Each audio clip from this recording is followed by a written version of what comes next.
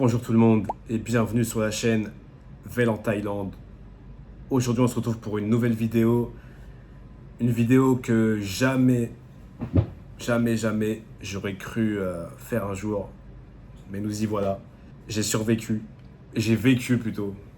Je pense qu'on peut dire les deux parce que vraiment c'était pas loin. C'était vraiment pas loin. Mais j'ai vécu un séisme en direct à Bangkok. C'était... Je pense qu'il y a plein de mots qui me viennent à l'esprit, mais c'était vraiment effrayant. En vrai de vrai, c'était vraiment effrayant. Je suis désolé, je suis malade, je parle un peu du nez. Mais c'était à la fois effrayant et à la fois très très intense. Et je dirais aussi exceptionnel, vraiment, c'est le mot. Pas forcément d'un point de vue positif. Mais là, enfin, je vous fais un peu rapide, mais là, je suis dans un hôtel parce que j'avais pas envie de dormir dans mon condo ce soir. Vraiment, je me sentais pas du tout en sécurité de dormir là-bas. Il y a des fractures, pardon, des fissures. Il y a des fissures partout, partout dans le condominium. Il y a des fuites d'eau, il y a des fissures dans les couloirs, sur la façade. C'est... Bref, vraiment. Et là, en fait, je vous explique, je tourne cette vidéo. Il est à peu près 20h ici. Et le séisme, je crois qu'il est arrivé vers 13h, un truc comme ça. Entre midi et 13h, je suis pas sûr. Mais ouais, du coup, c'est 7h. On est 7h après le séisme là. Il s'est passé beaucoup de choses. En fait, je vous explique un peu le déroulé. Moi, j'étais au 7e étage à ce moment-là. J'étais en train de prendre ma douche. Je sortais de la douche et j'étais en train de me brosser les dents. Voilà. J'étais exactement en train de faire ça au 7e étage dans mon condo, tranquille. Et là, je sens que ça commence à... Il y a un truc qui est pas normal. Au début, je pensais que je faisais un espèce de malaise, vous savez, comme quand on est un peu bourré et tout, la tête a tourné un peu et tout. Je me dis, ouais, je fais un malaise ou quoi?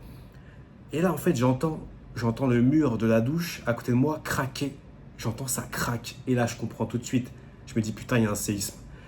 J'étais en caleçon avec mon t-shirt, j'enfile un survêt, je prends mon téléphone, je prends la clé, j'ouvre la porte, je ferme pas la porte. Et là, je vois ça crie dans les couloirs. Il y a des Français dans le couloir, ils me disent, il se passe quoi, il se passe quoi? Je dis, c'est un tremblement de terre, faut partir, faut partir. Et en fait, on va vers l'ascenseur, sauf que moi, je pensais que l'escalier était vers l'ascenseur. Sauf que non, je sais même pas il était où l'escalier parce que je l'avais jamais pris. En fait, à chaque fois, on prend l'ascenseur. Du coup, on se retourne, on dit putain, ça tremblait encore à ce moment-là. Et on trouve du coup la porte de l'ascenseur. Il y a un des Français avec qui j'étais là, qui est en ce moment même au même étage que moi dans mon condo. Il trouve la porte, il l'ouvre et là, on descend, on cavale. Et là, moi, je cavale et tout ça. En fait, à ce moment-là, quand je cavale dans l'escalier en train de descendre les escaliers, je me dis un truc, je me dis putain, l'immeuble va s'effondrer sur ma tête, c'est sûr. C'est sûr, c'est sûr. Du coup, je descends vite, je descends vite. Il y avait une meuf devant moi et tout. Je restais derrière elle, mais je descendais à fond parce qu'elle aussi, elle descendait à fond. Les gens, ils criaient et tout. C'était la panique à bord, vraiment, et ça se comprend. J'arrive au deuxième, du coup, c'est là où on sort. Soit on sort au deuxième, soit on sort au premier. Et là, je me retourne à gauche et je vois, il y a des débris qui tombent, des espèces de débris de cailloux, de placo, enfin bref. Ça tombe, je vois l'eau, je vois de l'eau qui tombe et tout. Et en fait, j'ai compris que l'eau qui tombait, c'était l'eau de la piscine du 41e étage. Parce que le bâtiment, il bougeait tellement de gauche à droite que bah, du coup, l'eau a passé par-dessus et elle est tombée en bas. Là, je me dis, putain, le bâtiment, il va s'effondrer. Du coup, je sors, je regarde, enfin, je croise du coup les Français encore. Et il y en a un qui a pris une vidéo à ce moment-là. Et je vais vous la mettre du coup. Et on me voit, du coup, je suis devant le bâtiment, je regarde en l'air et tout. Je me dis, putain, mais ça va tomber, ça va pas tomber. Et je vois tout le monde s'entasse en gros devant le condominium. Et à ce moment-là, bah, c'était la fin du séisme. Du coup, la fin des secousses. Et ça n'a pas retremblé depuis. J'espère que ça va pas retrembler. Parce que moi, en fait, ce qui me fait flipper là actuellement, c'est la réplique. C'est la deuxième secousse qui peut arriver à n'importe quand en fait. Donc bon, je suis très très content de vous faire cette vidéo actuellement parce que à tout moment j'aurais pu y passer. Voilà, c'était pas loin. Si le condo il avait succombé, bah j'étais dedans, hein. Franchement, j'aurais été enseveli et adieu quoi. Mais vraiment, c'est un truc de fou. C'est un truc de fou ce qui s'est passé aujourd'hui. Vraiment, pour ceux qui, je pense que vous avez vu, mais du coup, c'est un séisme qui est survenu à Myanmar, du coup, qui est pas loin de la Thaïlande, dans le nord. échelle de 7,7 ou 7,8, un truc comme ça, donc c'est très élevé. Et nous, à Bangkok, je crois qu'on l'a ressenti à 4,5, un truc comme ça. Du coup, 4,5, c'est quand même pas mal, hein. C'est quand même pas mal, et heureusement que c'était pas plus, parce que là, je pense qu'il y aurait eu vraiment une hécatombe ici à Bangkok, dans tous les condos. Je pense que vous avez vu les vidéos tournées là, des condominiums où tu vois, ils font ça gauche-droite, alors que c'est des bâtiments qui ont 50, 60 étages, c'est hyper dangereux. Tu te dis, si ça tombe, c'est terminé, vraiment. Il y a des centaines de personnes dedans. Même moi, dans mon condo, j'avais jamais vu autant de monde dehors, vraiment, parce qu'à chaque fois, je me disais, putain, je croise pas beaucoup de monde dans mon condo et tout, est-ce qu'il y a du monde? Bah là, ouais. En effet, il y a du monde dans le condominium, mais là, tout le monde était dehors, quoi, à ce moment-là, donc forcément, on l'a vu.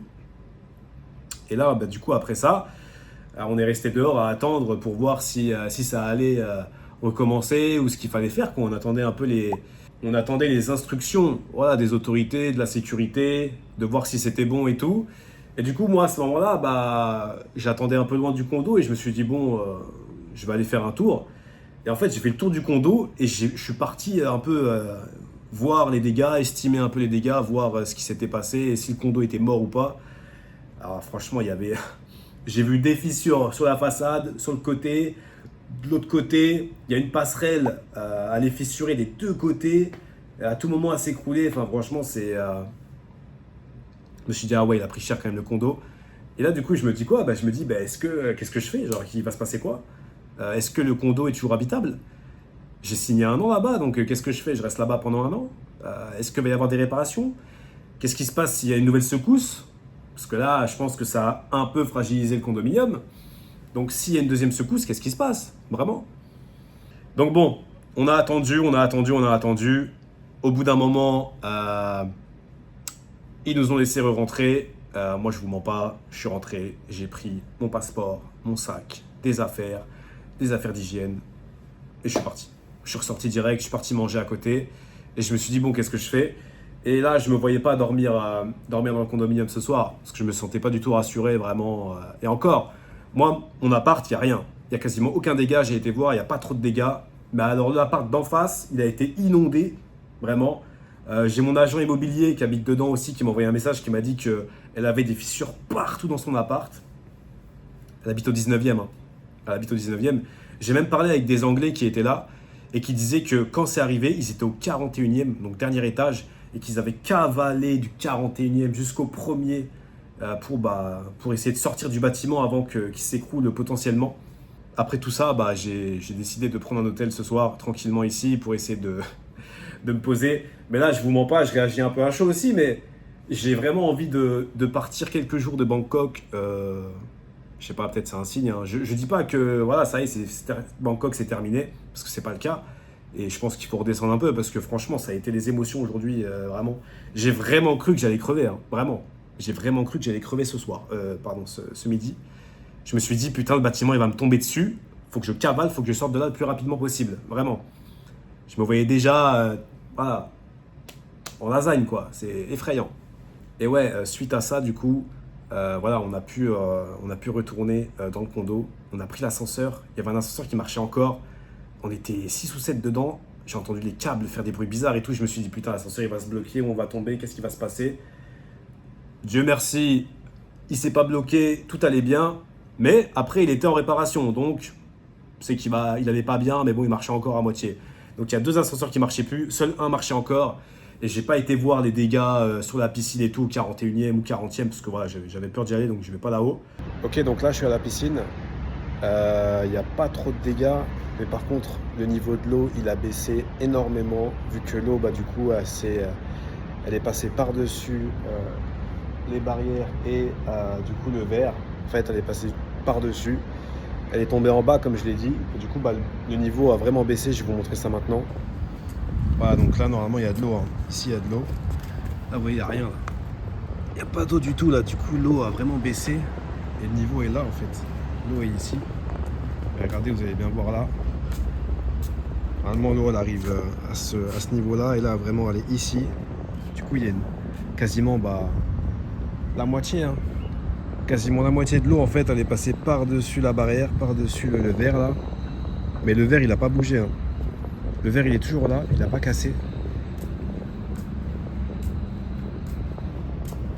que j'ai vu plein de vidéos où ça cassait, mais là c'est pas cassé du tout en fait.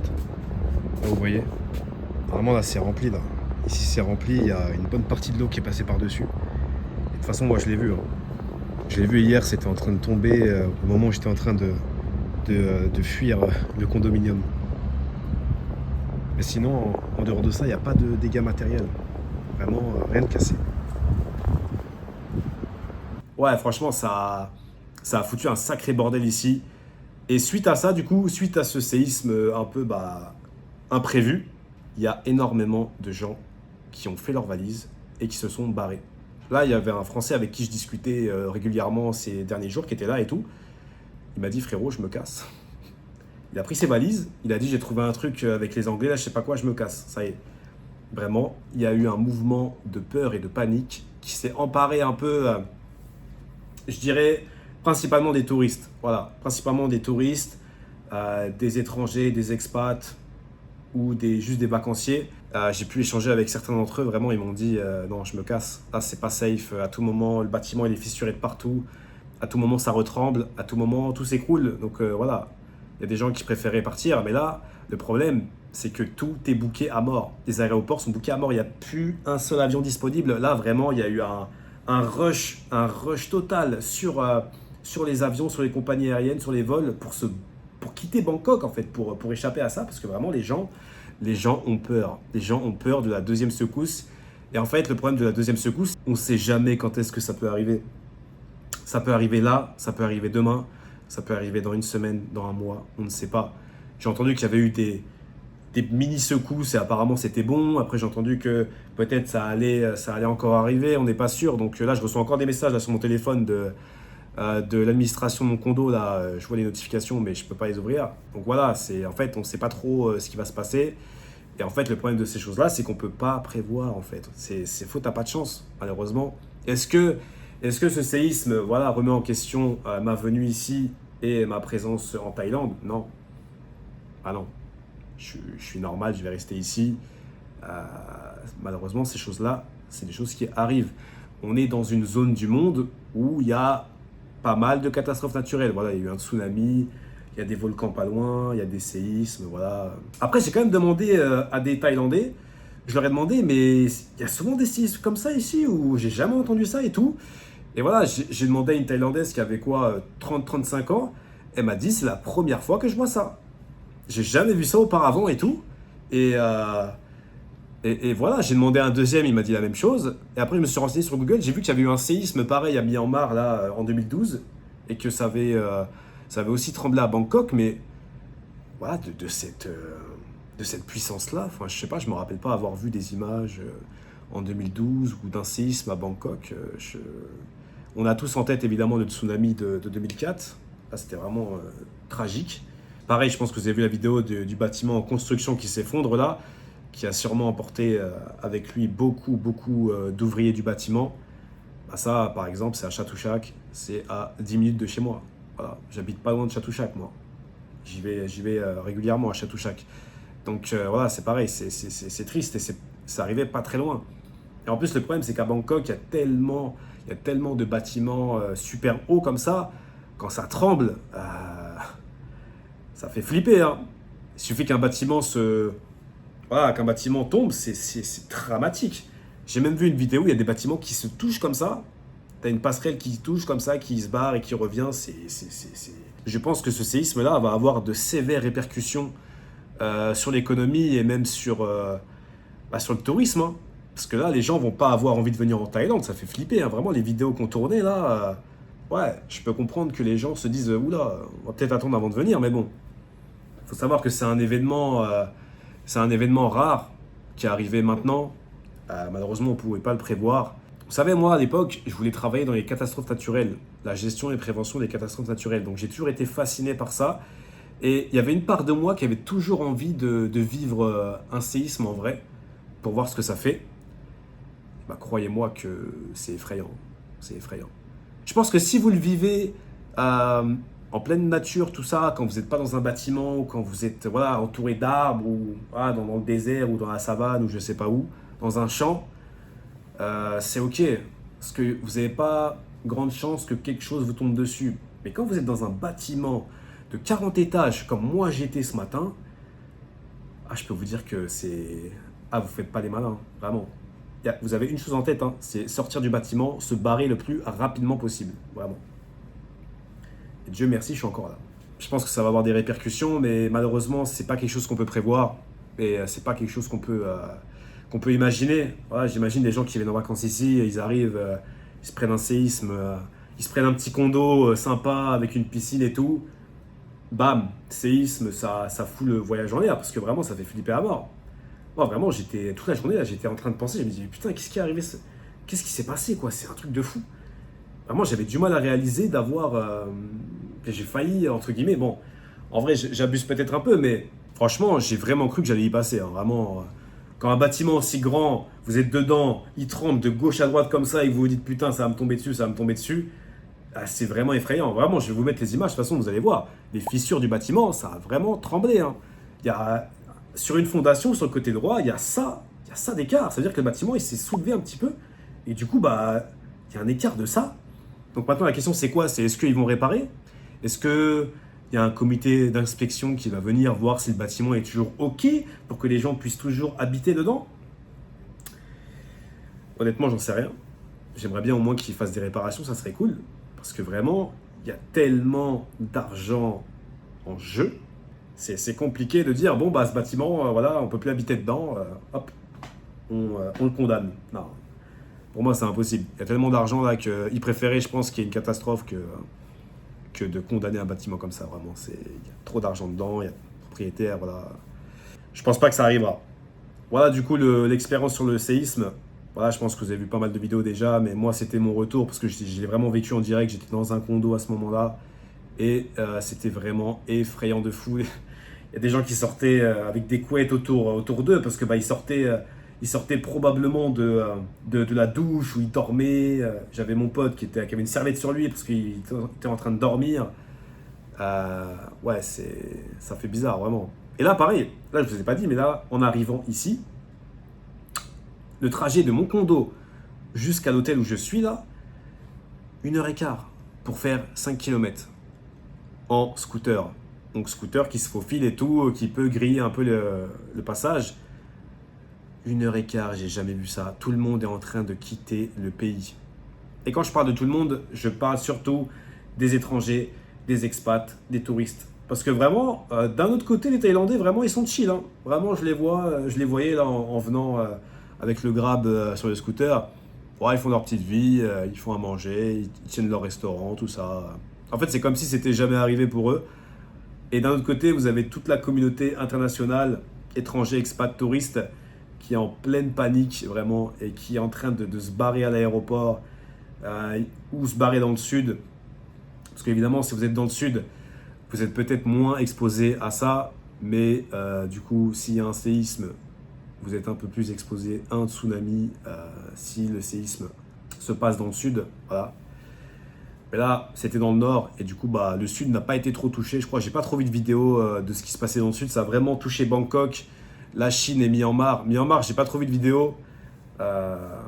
Malheureusement, c'est pas un pays qui est très couvert médiatiquement, je crois. Donc voilà. On est en vie, c'est le principal. Merci à tous d'avoir regardé la vidéo. J'espère que vous a plu. S'il y en a qui étaient là aussi, qui ont vécu le séisme, dites-moi dans les commentaires. Si vous avez des vidéos qui vous ont choqué, dites-moi dans les commentaires. Et voilà, c'est pas parce qu'il y a eu un séisme qu'il faut plus venir en Thaïlande. Malheureusement, c'est des choses qui arrivent. Il y a des séismes en France aussi. Il y en a eu un à Nice il n'y a pas longtemps et 2 répliques. C'est pour ça que là, j'avais un peu peur de la deuxième réplique. Pour l'instant, il n'y a rien. On verra. Donc voilà. N'hésitez pas à vous abonner si vous aimez bien les vidéos sur la Thaïlande et à lâcher un petit pouce. Moi, je vous dis à très bientôt pour une nouvelle vidéo. Ciao, ciao!